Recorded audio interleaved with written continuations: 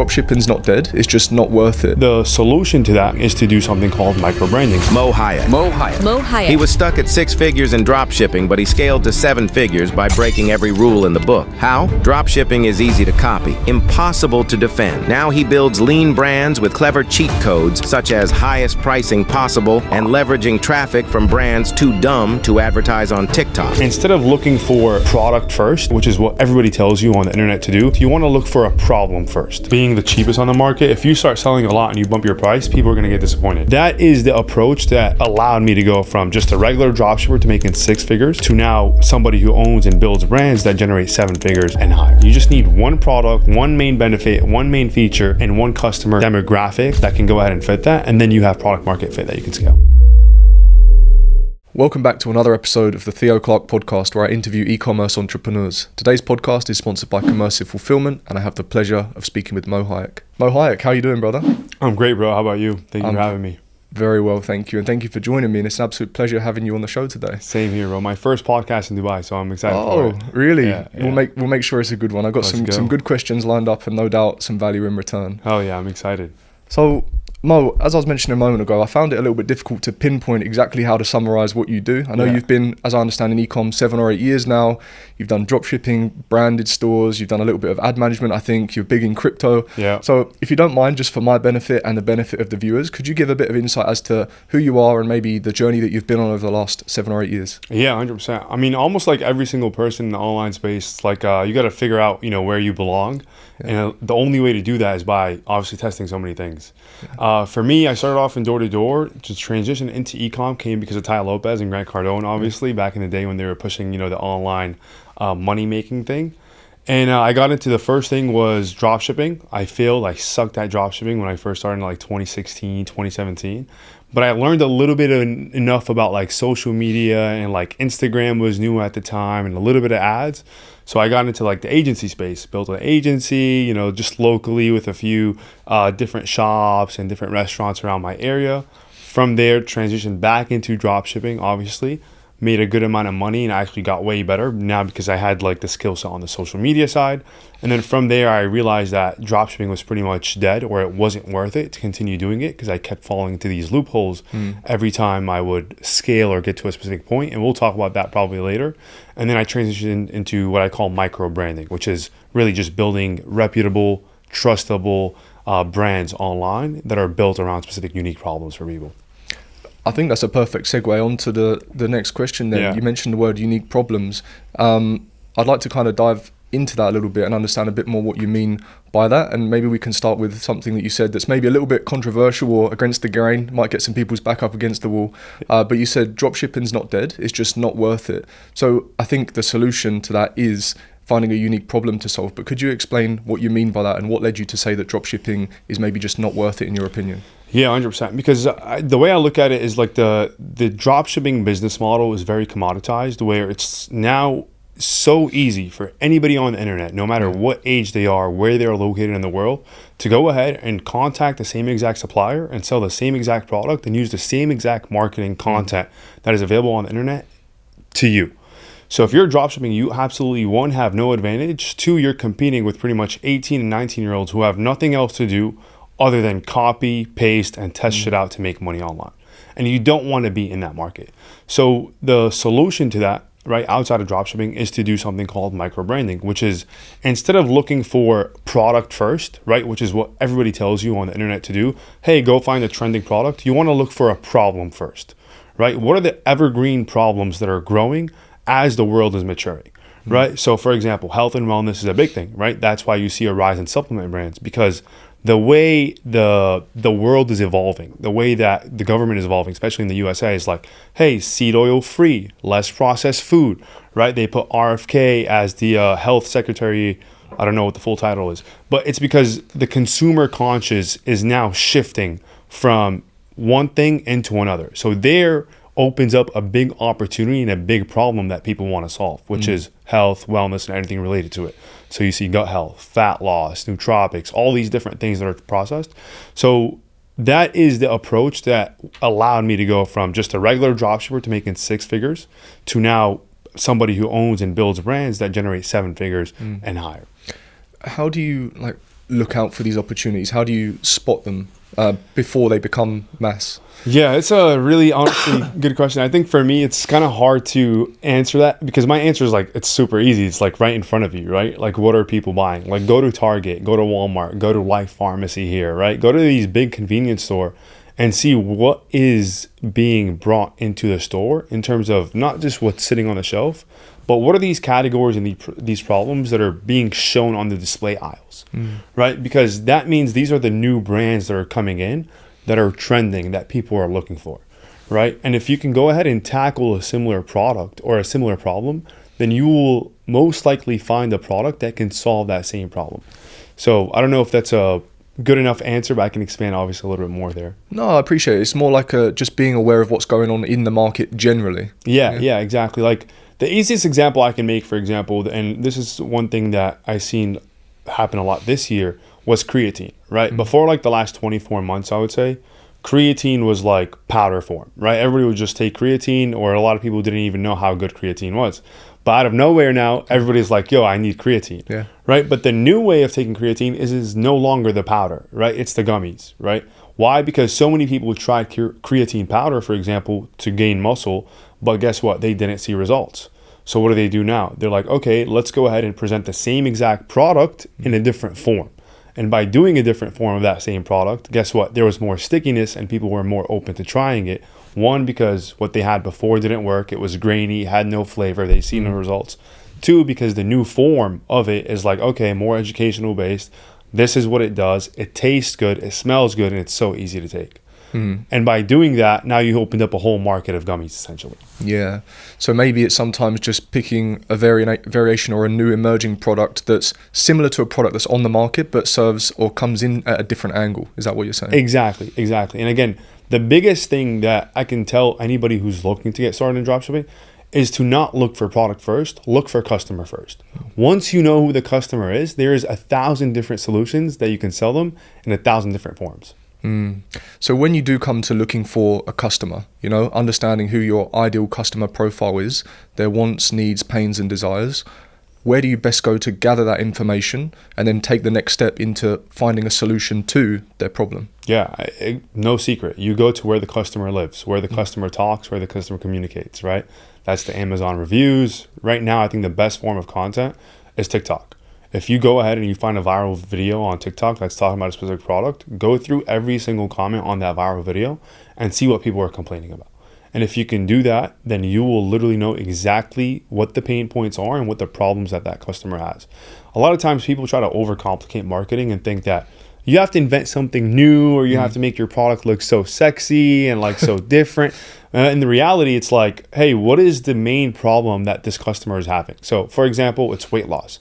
Go ahead and make a product or deliver a marketing headline that says, hey, if you struggle with weight loss, try this out, right? And if you do that, you will directly speak to the customer you need to speak to, and they will naturally be curious because they've already tried weight loss products and they're still in the market to lose weight. You've mentioned health and supplements a bit here, and I know you speak about it on your YouTube as well. For you, is that like a hot niche? Is that one that you like? Are there any others that you find interesting? Yeah, I think for me, my thing's always been like, you want to sell products that either make people feel good or look good, because those are things, no matter what happens in the world, no matter recession, no recession, people will always spend money to look good, especially women. And guys will always want to feel good, obviously. So you'll always want to tackle those two, I guess, psychological feelings. I've tried dropshipping gadgets, obviously, selling, products, services. I mean, I've even sold plants like this online and done pretty well with it. But in today's current market, I feel like, yes, products in the supplement space are probably the best to sell because they just fit all the right categories that you would want to sell as a business owner, whether it's perishable, easy to ship, obviously, good to make, long lasting, yada, yada, yada. So I like that industry a lot. I think another industry, well, they all kind of in the same industry, but it's like, think of like for example, fashion is a big thing now, but instead of just fashion, think about like convenient fashion, right? So like we're seeing a lot of things that's like, Skims is doing this really well right now. There's another brand called Cakes Body as well, which is just like small pieces that women specifically can buy to cover up specific areas, right? Or make them look good under their clothes, right? And they're calling this like convenient fashion, which is like fashion that makes you, or that gives you confidence, right? And again, it touches on the idea of what? Feeling and looking good. Yeah. Amazing. So when you're doing market research into a particular problem, let's say you've identified, let's go with supplements, for example. That's the niche that you've decided you want to tackle based on a pain point that you've identified by scrolling through TikTok. I think you also mentioned maybe like Amazon reviews can be good as well, Facebook groups and the likes. Once you're at that point, I guess now you need to decide, okay, how do I actually speak to this person? So I know you mentioned before that sometimes you'll build out an ICP doc. Could you explain what that looks like or how you'd go about doing that process? Yeah, so building ICP for me is really just gathering as much information from as many different sources as possible. I'm actually using a software called Blort.ai right now. It's a newer software, but the reason why I like it is it allows you to group content pretty much in different segments. So say I want to gather content about you or information about you. I can group all your YouTube videos. I group all your TikTok videos. I group all your Facebook videos. And I say, hey, go ahead and give me psychological behaviors, for example. And I have a specific prompt built out to give me specific ICP about what is this person talking about? What is their main message? And why is their content going viral? Right? You know what's crazy is I don't remember what my life looked like before AI. That's so crazy. But now, again, with that, I go ahead, I feed that to AI, and I just try to figure out, okay, what are the main pain points, like you said, that this customer faces? What are the main obstacles or objections that this customer may have with those pain points? And then from there, I just go ahead and make sure, okay, what product can fit as many of these categories as possible? Then how can I go ahead and sell that product with as simple headlines and as simple of a marketing message as possible? A lot of people, again, like to overcomplicate it and think it's like all about giving 10 benefits and 10 features and 10 reasons why you should buy it. You don't need that. You just need one product, one main benefit, one main feature, and one customer demographic that can go ahead and fit that, and then you have product market fit that you can scale. I'd love to get into that in a moment. There's a couple of things I wanted to ask first before that we do, and that is, let's say you've then built out that ICP doc with the use of AI. You understand now who you want to try and talk to. How do we then build out some content that's going to really speak to that person from the ICP? And what is your favorite style of content? I think you mentioned before like scripting and UGC. Is that always the go-to, or are there some other types of content that you'd recommend? Yeah, I mean, obviously AI content was really good. Like we were one of the first brands on TikTok to absolutely rip AI content and like really lead the way there with NZT48, our product. But right now, honestly, I think the better content that is working best is coming directly from customer voices. So if you're starting to take a look, like now, AI is going viral for sure, right? Green screen's going viral for sure. UGC is like still obviously in the game, but the best content that brands are using are just raw, natural testimonial style videos that are coming directly from a customer, right? So for example, there's like a new brand we just launched, and we did a 30-day content plan with a influencer that had 2 million followers.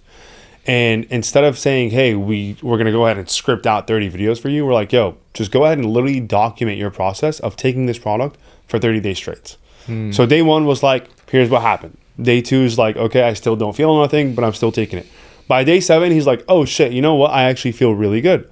By day 14, he's like, guess what? Well, my muscles are bigger, for example, right? My wife noticed X, Y, and Z.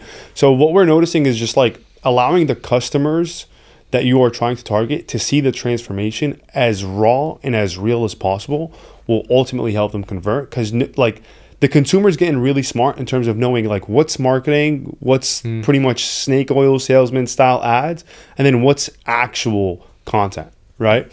And I think the more relatable that content is, the better it is for you as a brand owner. And that will ultimately be the best way you want to go ahead and create content in order to generate sales. Do you think raw content fits best because it's native to the platform? It kind of fits in a bit better, so it seems less salesy? Or what yeah. I think it's just it seems less salesy, but I truly believe that the consumer is just way smarter. Like if you go ahead and you add a bunch of captions and emojis and like pop-ups, you might get a good watch through rate, right? And it might hook somebody to keep watching, but it's going to be like, nah, I don't really want to buy this, right? But if I go ahead and I'm like genuinely telling you like, yo, bro, I just tried this supplement, like look how I feel, right? I feel absolutely incredible. Like here's how it's helping me. Here's why I started taking it. You're like, I'm interested. I want to go ahead and check it out, right? So I think following that strategy obviously is very helpful. And another reason why I think that's also very true is because if you go on Facebook, for example, like back in the days, a lot of people were doing that. Now the hottest thing on Facebook is like advertorials, which is like less marketing, right, on the front end and more like copy driven. Why? Because it feels more relatable at the end of the day.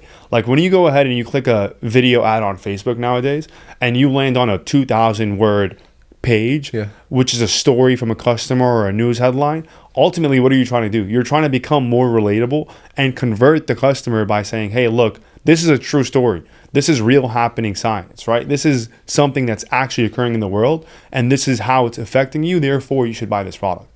So ultimately, you just want to be as relatable as possible to that customer, and from there, the sales will come in. Running an e-commerce business comes with many different challenges, especially when it comes to order fulfillment. Late deliveries, high shipping costs, and customer complaints can negatively impact your business, potentially leading to payment processing holds that will eat into your profit margins. That's why I'm excited to introduce you to Commercive, our sponsor today. They handle everything from manufacturing to storage and shipping with no hidden fees. And their dedicated WhatsApp support team are on hand to make sure you're always taken care of. Commercive offers 5 to 10 day shipping worldwide from China, with same-day processing and USA warehousing available for brands at competitive rates. Having served over 3,000 e-commerce sellers, Commercive has earned a reputation for reliable fulfillment. It's super easy to get set up. Just click the link in the video description and visit commercive.co to get a free quote. Yeah, for sure. You did a really good breakdown on a YouTube video. I think the title was something like this 80 million funnel that no one's talking about. And in that, you actually showed that, interesting, they weren't using advertorials or listicles at all. And I know they're quite a hot topic at the moment. A lot of people are really speaking very highly of them. I've used them myself and seen them work as well.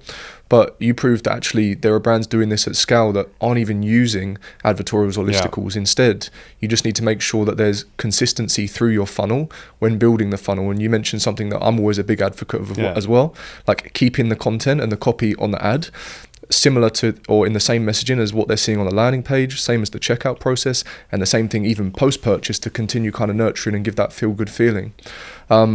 So if people can kind of get all of that right and the marketing psychology is there, I think you've made a point that actually brands can do this at scale without using 2,000 words, but simply just kind of keep repeating the same thing, which is, I guess, in some ways like the hook, right? And the problem-solving feature of the actual product. Yeah, I think, again, it's like, think of you, let's say, in a relationship, right? Like you would never want your wife, your partner, your girlfriend to one day look really pretty and then the next day she looks like Gotham Girl, right? Wearing all black with black nails. You're like, yo, that's pretty confusing. And then the third day she comes with you wearing a suit, right? And then the fourth day she's looking like a cowboy. It's like, yo, hold on, what's going on? So like that's kind of how I like to look at like marketing, I guess.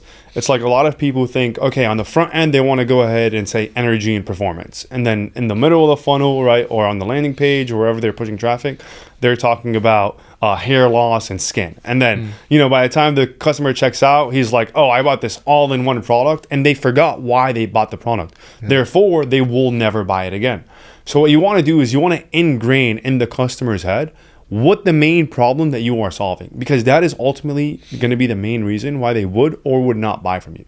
So if you can go ahead and remind them every single day or through the whole journey that they're taking exactly what your product is doing, 1, 2, 3, 4 more times, then they will understand that and they will be obviously better customers because they know why they're taking your product in the first place. And if they do that and it works, then therefore they'll buy your product again. So yeah, big advocate of that. I think a lot of people miss that point, and that's the reason why your funnels or your stores aren't really doing the numbers that you want to do. Yeah, for sure. It's interesting because I'll often look at like heat maps on a listicle that I've written or an advertorial, and people just scroll and click on the first button. Like, so I don't even think a lot of the time people are reading it, and sometimes it feels like I'm putting a lot of time and effort into building it, and then I'm like, no one's even reading it anyway. I might as well just put a really big button. Literally. Yeah. So I think once you understand then like marketing psychology, you realize that, okay, there are time and a place for advertorials in this schools. They definitely work, but they're maybe not always required so long as your messaging is consistent. And one thing you pointed out on that video, which I'd highly recommend people watch if they haven't, like I only came across your YouTube recently, and last night ahead of the podcast I was watching a lot of your content. I was like, this is going to be a good conversation. Like, I really liked all of the things that you're going through. There's a lot of value. So guys, if you haven't already, check out Moe's YouTube. There's a lot of value on there with regards to ecom and some crypto stuff as well. But what I liked in that video was you mentioned that that particular brand also had this post-purchase Facebook group where past the point of the sale, and again, it was a supplement brand, right? They were pulling people into a Facebook group and continuing to nurture them because they weren't even doing it themselves, right? They had other users of the supplement that were speaking about how good it was. They were sharing customer testimonials. So again, it's almost like reinforcing that they've made a positive decision to buy the product and also generating free UGC in some senses, which I think is really smart. And obviously, I guess that's to be expected, like of a brand at that scale, but something that even not at scale, you can start implementing early, and over time, it will continue to build, right? Yeah, 100%. I think, again, the biggest moats you would want to have, like in nowadays, especially if you're building an e-commerce business, which dropshippers don't have. Like the only unique advantage you have as a dropshipper is most of the time just pricing, right? The best pricing in the market pretty much, and the best resources, or the more resources you have, that'll allow you to grow. But if you don't have that, then the best moats you want to build would either be community focused, right? Which is like have a really big diehard community that believes everything you said, that is with you ride or die, that will join content, like everything. Or two, have really good content machine, right? So I think if you can focus on one or the other, you'll crush it. Like there's a guy on Twitter, I forgot his name. What's his name? Zach Prott, right? Absolutely killer community, right? Like he's so dialed in on like the idea of obsession, right? And he's built this whole brand around obsession. And that is a unique moat that nobody can take from him, right? Because he's built a community specifically dialed in on the idea of obsession and going all in on something, no matter what it is, right? So if he goes and launches an app or launches a product, whatever it is, people should ultimately go in with him because in the idea they have ingrained from him is like, this guy is trustworthy because he is obsessed, right? Therefore, I will buy from him. So same exact thing. And I think to answer your questions, like, community is one moat, creative content, and the way you approach content is another moat. So yeah, I read a book at one point called How to Build a Cult, something like that. Yep. And it's a similar thing, actually, when we're thinking about consistency in your messaging. In there, they say something along the lines of like, you just need to keep ringing the same bell. And in some senses, that's part of what community building is. It's like, okay, this is who Moe is. This is what I associate with him, and I stand by those values or those things. Obviously, that would be maybe more applicable to a personal brand. But if you're integrating your personal brand with a product now, I think that's a very powerful thing. And we're all seeing the impact that a personal brand can have now with both product sales or communities. Both things are very popular at the moment. Yeah, I mean, I think it's not only for a personal brand. Like, what's the guy from Heart and Soil's name? I'm so bad with names. Paul Saladino, right? Like, people trust him because he's built this community around, like, or even the guy from Santa Cruz Paleo, right? This is like another brand. Like this guy goes in front of Crumble Cookies and pays people $20 to not take a Crumble cookie. Right? His whole mission is to allow people, or to tell people that seed oils is bad for you, and it's only like a short satisfaction period that you can go ahead and avoid if you replace it with another satisfaction thing. So he stands in front of a Crumble cookie, right, in California, and he pays people $20 to not go in. He did that so many times and converted pretty much so many people online as well, where the CEO of Crumble Cookies had to make a video about it. He's like, imagine taking $20 and not buying a cookie. Instead, you could just go to DoorDash or buy it, right? But the idea here that I'm trying to display is like, if you go ahead and continuously ring the same bell, like you're saying, to people, even as a brand, then people will, again, the biggest thing is, what are you going to be known for, right? So if you're a supplement company or you're a clothing company or whatever it is, like, are you going to be known for quality? Are you going to be known for pricing? Are you going to be known for efficiency, for customer support, right? That's what you want to be known for. And whatever it is, you just have to keep ringing that same bell in all the ways that you're communicating with your customers. You said something interesting about pricing on your YouTube video. You said sometimes you'll just come into the market and put your price way higher than everyone else's just out of interest to see. So do you play around with your pricing quite a lot then? And how do you test that? How do you decide, I'm going to... I think I learned this honestly pretty... like early in school when I was like selling candy and sandwiches, everybody would like, you know, kids in school would like sell the same exact candy for cheap, or sandwiches specifically actually that my mom used to make. And I used to go in and be like, yo, my mom's shit's fire, bro. Like, it's just $10. You take it or leave it. Like, it is what it is. And by doing that, it was so easy for me to stand out and people were talking about me, right? So it's like, okay, how can I apply this online? Because everybody likes to come into the market and be the cheapest or try to fight in that like middle room, right? By $1 or $2 or a small percentage. I'm like, cool, let's just always go into the market being literally the most expensive one, because that is going to be the easiest way to stand out, right? If you're going through an aisle of all $2 products and then you see $100 product, you're going to stand there, you're going to read that product, why it's $100. So I always recommend people start as the highest in the market, because one, again, it's the easiest to stand out. Then two, it just allows you to kind of keep testing down until you find that sweet spot between converting a lot and selling a lot at the number that you want. I suppose as well, it gives you, first and foremost, a much bigger margin to play with. 100%. Advertising on the front end. But in addition to that, it allows you to easily put bundles together, I suppose, and you're still, it might look like you're sacrificing a lot, but you're not. But to the consumer, it seems like they're getting a great deal. Exactly. There's just so many good ways to spin it versus like being the cheapest on the market. If you start selling a lot and you bump your price, people are going to get disappointed because you're going for the cheapest and people are only buying you for the cheapest. Very true. Very true. So pricing is really important. 100%. So what do you tend to, like, how do you tend to split test that then? Honestly, I usually just try to find like the best ratio between like the conversions that I want to hit in terms of their conversion rate, let's say between like 2 to 5%, depending on what the platform and the product is. And then if that's not hitting at the rate that I want it to hit, at the consistency that I want it to hit, I usually just play around and I drop it between like 10 to 15%, like every few weeks or every few set amount of visitors or orders, until I hit that spot where I'm like, okay, this is like the fastest that it's going. This is the profit margin that I want to hit, and things are going really smooth. Okay. So we've gone through quite a lot there, and we've gone through like your ICP, marketing consistency throughout the funnel, how you'd actually build out a doc. I think we maybe brushed over scripting and UGC, which I don't think it matters too much. But now we've got kind of everything we need to begin scaling, right? I know you're an advocate of TikTok Shop. Is that where you would start? Or like, how do you then start bringing everything you've created, the UGC, the scripted UGC, the landing pages, the funnels, how do you then bring it all to the market and start pushing? Yeah, I think for anybody looking to start and get into e-commerce right now, even if you don't have access to TikTok Shop outside the USA, you should be on TikTok, because TikTok is an advantage.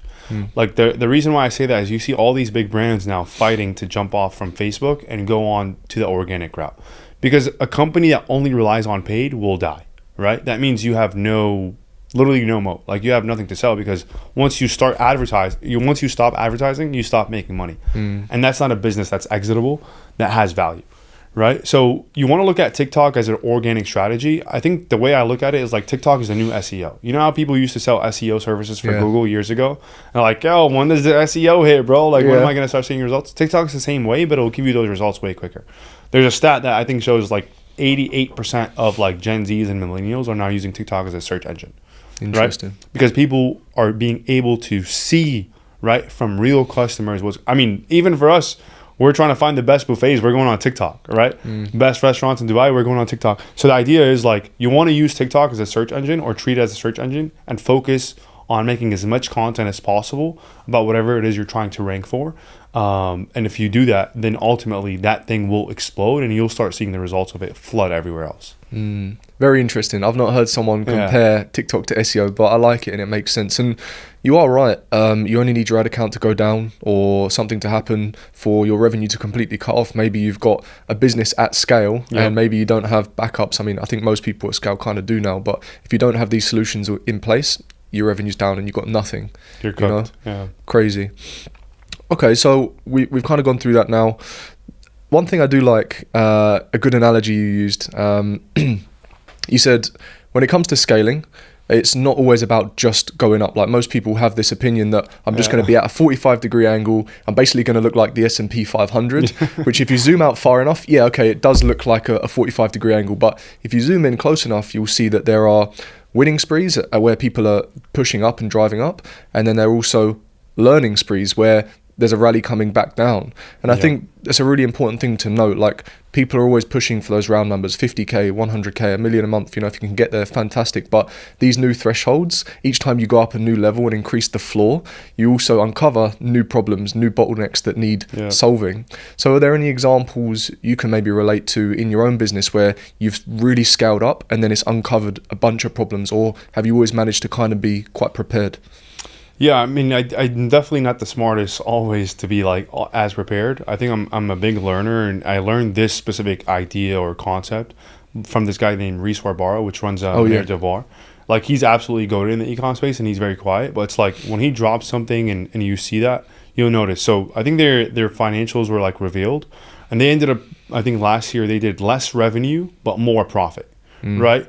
But the average person would look at those financials and be like, oh, the revenue went from 50 million to 40 million. This company must be dying, right? But in reality, they weren't dying. They were actually thriving, because they figured out, okay, what units to sell, how many of those units to sell, and where to sell them.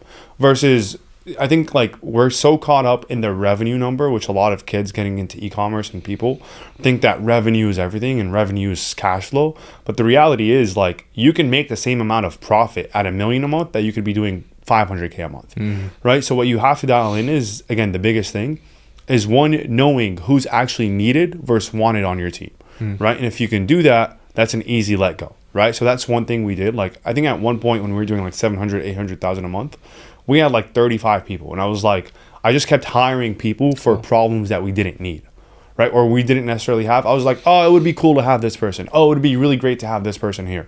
Oh, it would be really smart to have this person here. And by the time I hired all these different people, I'm like, oh, fuck, nobody's doing shit, right? Like, I can just do this myself. So I think that was one big lesson as well. When I just ended up trimming literally like half the team, we were able to hit the same revenue, double the profit. Right. So yeah, I think the biggest thing is just understanding like what's an actual need versus want in your business, and just treat every single decision as that. And if you can do that, then that should play into the factor of like being more profitable and focusing on profit first. Yeah, I think that's key. So many people do focus on revenue. It's very easy to get caught up in it. Yeah. Might make for a good screenshot to share on socials, but it doesn't always mean in the back end that there's actually that much profit there. Yep. When it comes to building teams, you know, you built a team of 34, 35 people. You speak on this as well about kind of, what was the way that you described it? Basically working on the business instead of in the business. Now, there's one thing that I often do is when I am scaling something up and I begin outsourcing or automating and essentially freeing up my time, straight away I kind of put something else back on my plate. Yeah. I don't know why. I just always do it. Like, it'll get to a point where, okay, this is pretty cool. Like, things are kind of working. Like, comes to me, goes there. Comes to me, goes there. I like this. I'm like, I've got some time here. Like, what opportunity can I do? Where can I put my time into? And that's one thing that personally I've not quite figured out why I do that. I guess I just kind of like being busy. I like working on things. But you mentioned that a lot of people, when they come into ecom, I think a big selling point is, you know, you get to build a store that works 365, 247, and the key word that gets thrown about is like, it's passive income. You know, once your store's up and running, once you've built the foundation, you know, you have something that's a revenue generating business that you can work, if you want, 1 hour per day, you know.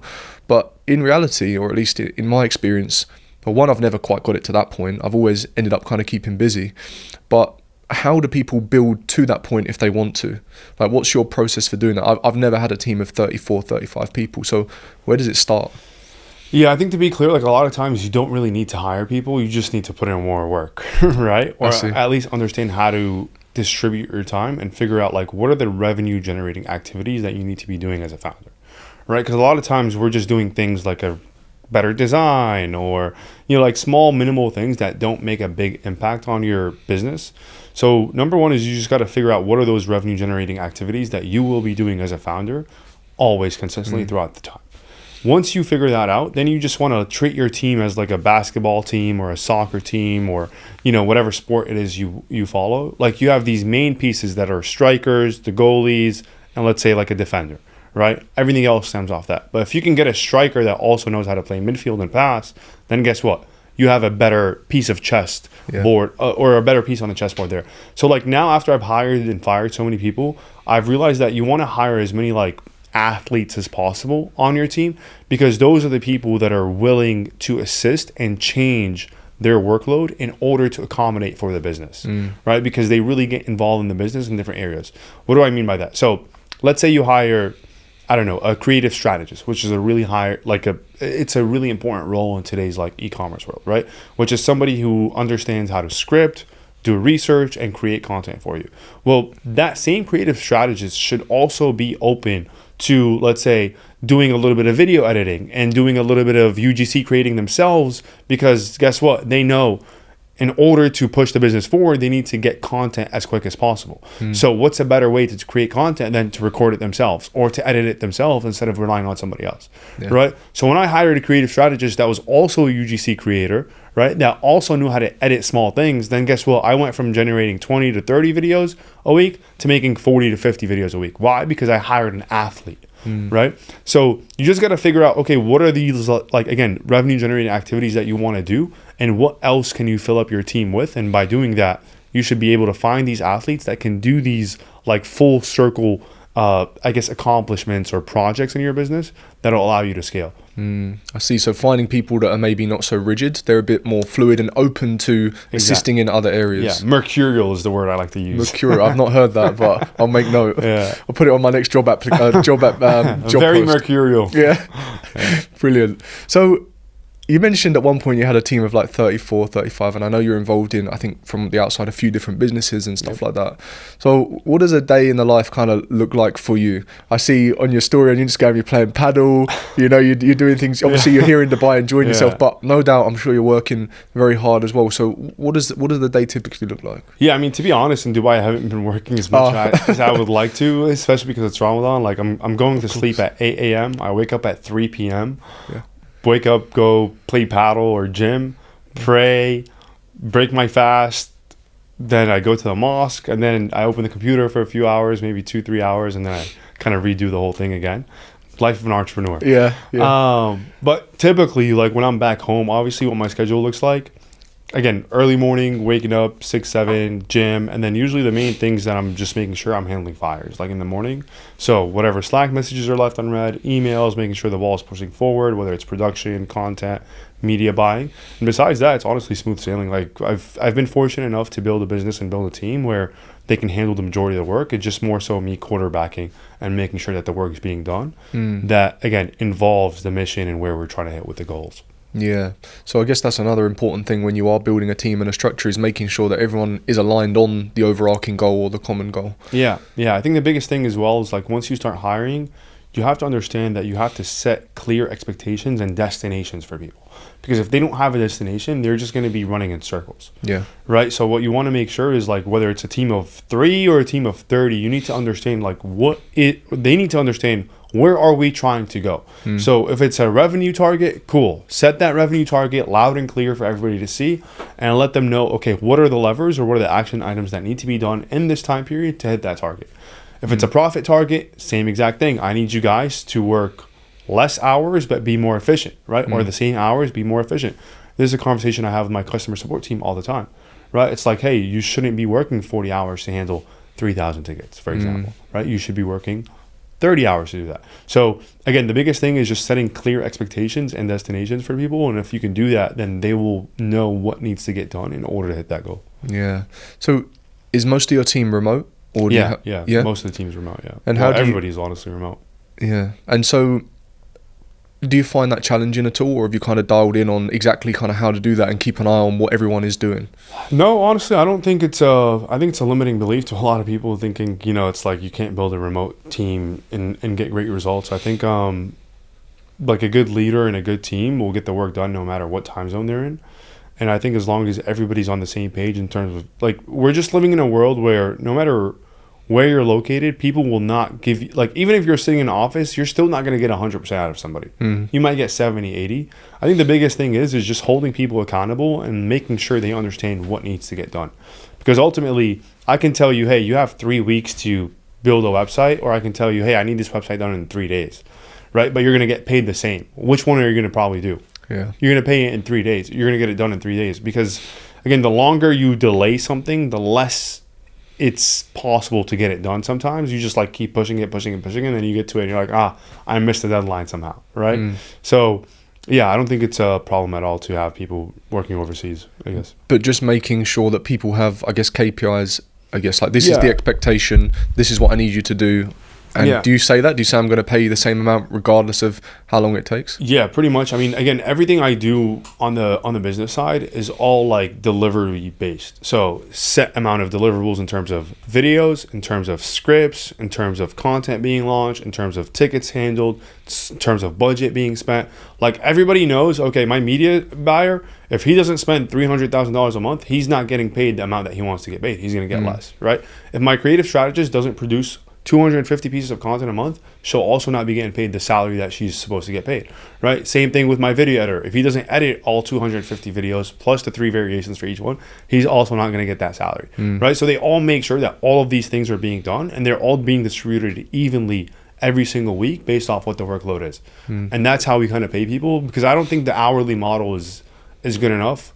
2, people, like, I like to treat everybody on the team as an entrepreneur in some sense, because it gives them more of a sense of value, right? Like if you go and tell somebody, hey, you should be working for me for $30 an hour, they might get offended, right? Plus they're also going to be like, hey, when can I get paid 35? When can I get 40? When can I get 50? Versus you go say, hey, I'm going to give you 60K a year. They're like, oh shit, this is good. Like, you know, you get what I'm saying? And I only have to do this, right? Instead of, hey, I'm only getting paid 30 hours to do all of this.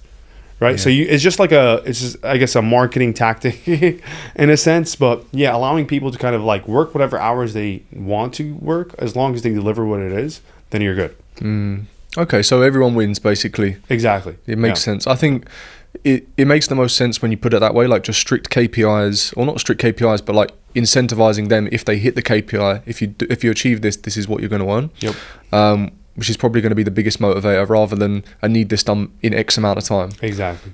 This time last year, I was living with my parents at age 27. Today, I live in my dream home in Dubai. If I knew then what I know now, I could have achieved this in 6 months instead of 3 years. Within my Google Ads Ecom Academy, you can learn how to scale e-commerce businesses with Google Ads. These strategies helped me work with known ecom brands like Cheese Geek, as seen on Dragon's Den and invested in by Stephen Bartlett.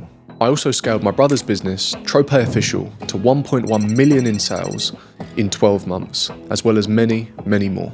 The Google Ads Ecom Academy is designed for all levels, beginners, intermediates, and experts who want to learn how to successfully scale e-commerce businesses. If you want to win with Google Ads, see the video description for more details.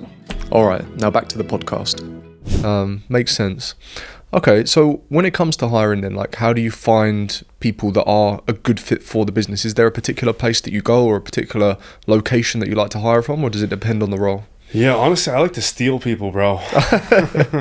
Funny enough, like I just like to, usually some of our best hires have came from seeing what people do and post about it, or like going to LinkedIn and be like, okay, let's say I'm working with a creative agency. I go and try to see like who the people that they have hired on LinkedIn, for example, right? Because people like to have badges. And from there, I'd like to just reach out and I'd be like, hey, you know, let's say I'm a new brand owner. If you are, I'd like to do some part-time work for me. Are you free? Or are you free for a quick consult? I'd love to pay you to do X, Y, and Z for me. And that's honestly worked for us a lot of times. That's 1. 2, I think recommendations, obviously referrals from friends. And 3, I like to do like, again, if somebody looks like a good person to work with, but they might not necessarily fit the role that you want them to fill, they're most likely coachable enough where you can hire them to do one thing. So an example of that is like a UGC creator, right? You can hire a UGC creator to become a creative strategist because they're already doing all the work needed, right, to become a creative strategist. They're just not looking at the paid data. So if you can go ahead and find somebody who knows how to script and record content and then go just show them how to read data and optimize their content based off that data, then guess what? Now you have a creative strategist. So that's one example of like how you can go ahead and find really good talent and turn them into like superior talent. Yeah, and I guess it comes back to what you were saying earlier about just finding people that are fluid, or showing them, I guess, how to be fluid. Like if there's just one missing piece that defines them by being one particular role versus by opening that door for them and showing them how to do something, they then become, I guess, not not sure what the best word would be, like a more integral part of your business, covering more roles as opposed to splitting, and then before you know it, you've got 35 employees. You want to build as many like dynamic athletes as possible on your team. And if you can do that, then you should be able to grow really fast, really quick. I like it. So what are your goals with the business? Is that your core business right now, the Ecom brand? Yeah, so we have 2 brands we're running right now. One is in the nootropic space.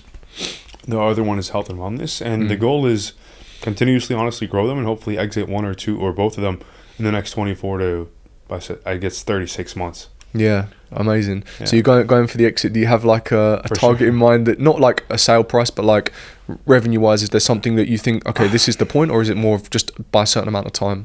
No, I think for now, I think we're just more so focused on EBITDA, and we want to clear like 8 figures in EBITDA a year. And I think once we get to that point, then we'll be in a healthy business to go out and sell that at a 3 to 5x multiple. So if I can do that, I think we'll be in really good shape. Yeah, with organic TikTok SEO. Organic TikTok SEO for sure. Ads. Again, like the world we live in, you can't just rely on one channel. Anybody telling you to do just one thing is absolutely cooked. Like you need to learn, or at least try out every single channel possible, right? Like there's a new channel called AppLovin that just opened up, right? Everybody ran to it, tested it out, it was working really good, now it's dying out. But again, it's just the idea of like being able to test. Like you should be running Pinterest ads. You should be trying out Snap ads. You should be trying Taboola and native ads. Like you should be doing Facebook, Instagram, TikTok. Because if you're doing just one, you're relying on just one, then you are not a strong business in the market. That's a good point. That's a good point. I think a lot of people just kind of stick to what they know or what they believe other people are doing, which I think for a long time has been meta. I think more and more brands are now doing Google as well, and obviously TikTok, of course, since that came out. But when you're mentioning things like Taboola, I don't even know if many people really know what that is, like the new people kind of coming into ecom.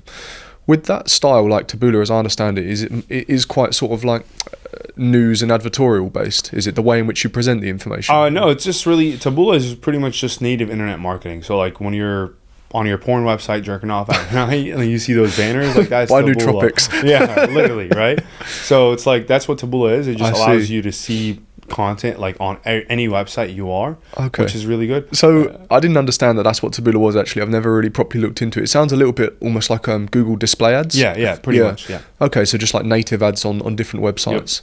Okay, cool.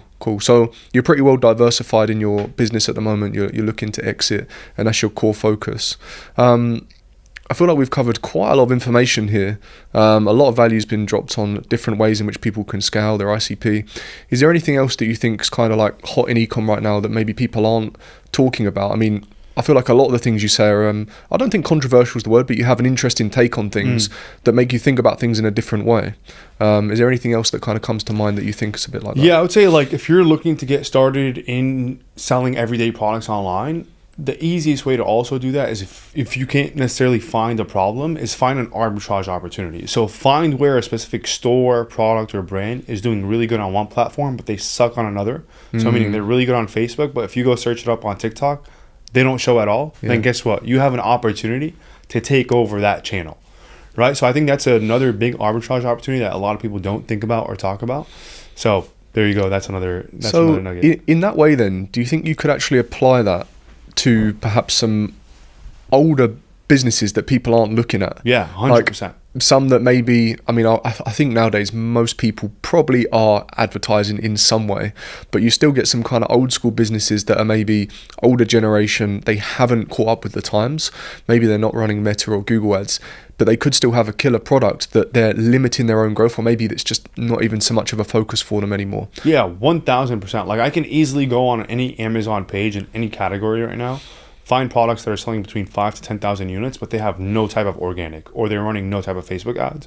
And if I see that, I'm like, well, this product's already being fucking bought up easily every single day, but they're not running no ads on Facebook. So imagine I just go ahead and grab that product and sell it there, right? Because ultimately, like, that brand is leaving money on the table, right? So you can actually go ahead and sweep that money on the table and become a brand off of taking that and then growing onto other channels. So I guess it's not always spotting a new opportunity, but sometimes an opportunity that's untapped, that's already there, that maybe people are sleeping on. Yeah, 100%.